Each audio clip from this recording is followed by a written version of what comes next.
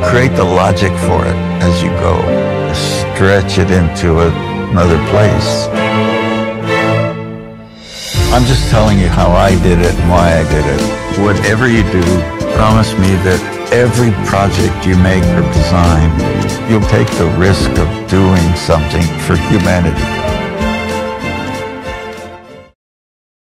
Tahun 2025 masih banyak yang menganggap kalau arsitek kerjaannya hanya menggambar, teman-teman ya. Ngapain hire arsitek, buang-buang uang. Arsitektur bukan sekedar tentang menggambar bangunan, teman-teman. Ini adalah kombinasi antara seni, sains, dan teknologi.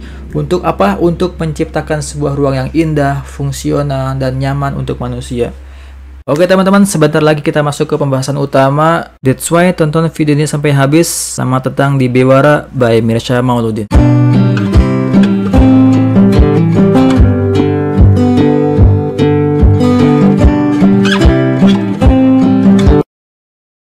Teman-teman yang berada di bidang arsitektur mungkin sering dengar teori Vitruvius, yaitu firmitas, venustas, utilitas.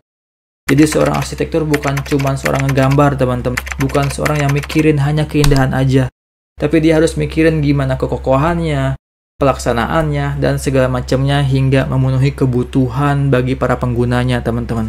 Di jurusan arsitektur, mahasiswa belajar tentang desain, struktur bangunan, hingga keberlangsungan lingkungan, teman-teman. Dan tentu saja dibekali kemampuan teknis melalui berbagai macam software arsitektur seperti AutoCAD, SketchUp, dan BIM Revit, teman-teman. Prosesnya nggak mudah, ini bakal penuh tantangan, tiap hari hampir lembur, tiap hari terus revisi, teman-teman. Tapi disitulah tetap pembelajaran dan kreativitas berkembang, teman-teman ya. Dan tenang aja, sampai lulus kuliah pun, sampai di dunia kerja bakal terus menemui lembur revisi. Dan yang harus teman-teman tahu, arsitektur bukan hanya soal bangunan, tapi tentang bagaimana kita membentuk kehidupan. Seberapa penting kita mengetahui prospek kerja, teman-teman? Bagi mahasiswa arsitektur, memahami prospek kerja bukan sekedar wacana, tapi langkah awal untuk merancang masa depan yang jelas dan tentunya terarah, teman-teman. Mungkin teman-teman di sana ada yang masuk jurusan arsitektur karena permintaan orang tua, karena melihat teman, atau bahkan karena iseng, teman-teman ya. Itu nggak jadi masalah, yang penting teman-teman harus fokus menjalankannya. Dengan tahu peluang karir apa saja yang tersedia, kita bisa lebih fokus mengembangkan keahlian yang relevan, teman-teman. Kita bakal lebih semangat juga untuk menjalani proses selama 4 tahun kuliah di arsitektur, teman-teman. Entah itu memperdalam software desain, membangun portofolio, sering ikut sayembara, atau sering ikut komunitas arsitektur di seluruh Indonesia. Semua itu jadi lebih efektif ketika kita tahu arah karir apa yang kita tuju. Nomor 7, ada akademisi atau peneliti arsitektur, teman-teman. Bagi yang tertarik di dunia penelitian atau research, menjadi akademisi adalah pilihan yang menarik. Akademisi itu kayak dosen, pengajar, bisa berkontribusi lewat pengajaran, penelitian, hingga mengembangkan teori dan pendekatan baru dalam dunia arsitektur. Yang keenam, ada drafter BIM atau BIM modeler. Drafter adalah ujung tombak dari desain arsitektur, teman-teman ya. Mereka menuangkan ide seorang arsitek ke dalam gambar yang lebih detail dan siap digunakan untuk konstruksi. Saat ini banyak yang bekerja dengan sistem BIM, Building Information Modeling, untuk efisiensi dan akurasi yang lebih tinggi, teman-teman ya. Karena di dalam satu aplikasi BIM, kita udah bisa mengerjakan denah, tampak, potongan, 3D, bahkan sampai penghitungan quantity take off RAB kita udah bisa dapetin, teman-teman ya. Seorang BIM modeler ini salary-nya bakal lebih tinggi, teman-teman, dibandingkan dengan tenaga konvensional seperti menggunakan AutoCAD, SketchUp, RAB pakai Excel itu lebih kecil jika dibandingkan dengan BIM modeler. Makanya saat ini tuh cukup ramai menjadi seorang BIM modeler, teman-teman. Di lingkungan tempat kerja gue juga banyak yang sedang mencoba belajar terus untuk menjadi seorang BIM modeler. Kemudian yang kelima, ada 3D visualizer atau 3D artist atau arsitek render, teman-teman. Seiring berkembangnya teknologi visual, profesi 3D visualizer makin banyak dibutuhkan. Mereka membuat visualisasi desain yang realistis, bahkan animasi, untuk membantu klien dan tim memahami produk akhir sebelum dibangun.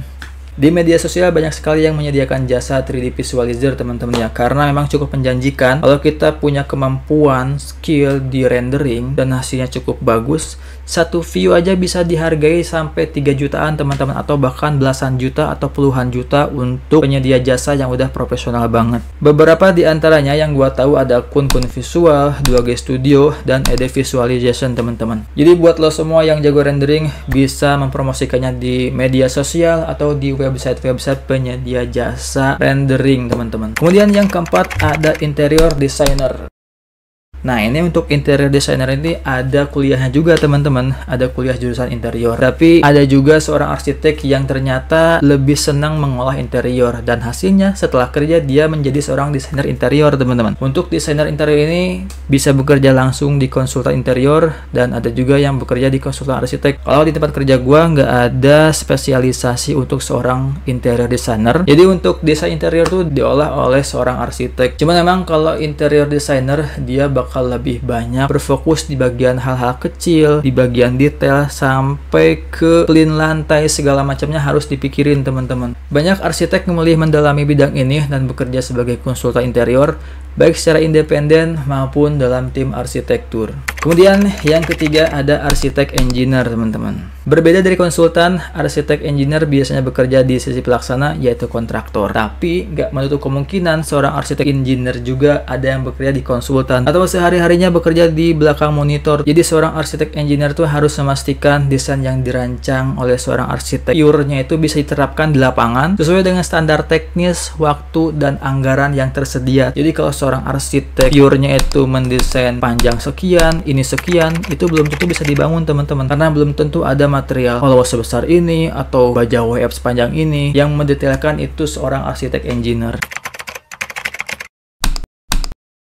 Seorang desainer arsitektur ini lebih mirip ke seorang arsitek profesional atau arsitek pure. Hanya di atas kertas dia belum mempunyai lisensi, teman-temannya, karena belum punya legalitas secara hukumnya kalau dia seorang arsitek. Tapi seorang desainer arsitektur ini banyak juga yang udah mempunyai pengalaman cukup panjang, bisa sampai 8 tahun, 10 tahun, cuman memang dia belum mengurus legalitasnya. Desainer arsitektur biasanya udah berkecimpung di konsep desain, pengolahan desain, pengembangan desain, hingga tahap konstruksi dia ikut mengawasi juga, teman-teman.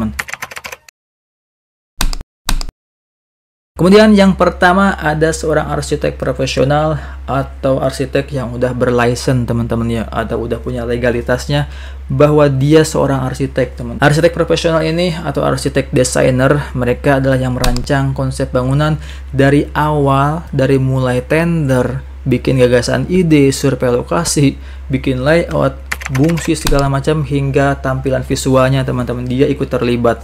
Mereka biasanya bekerja di firma arsitektur sebagai konsultan dan berperan penting dalam tahap perencanaan sampai desain itu terbangun biasanya. Jadi untuk mempunyai legalitas arsitek ini tuh harus melewati beberapa tahap, teman-teman, ya. Mulai dari ujian, kemudian pengalaman kerja dihitung, terus pendidikan harus dilihat juga, teman-teman. Kalau teman-teman udah mengurus STRA atau standar registrasi seorang arsitek, teman-teman bakal bisa dibilang seorang arsitek, teman-teman, ya.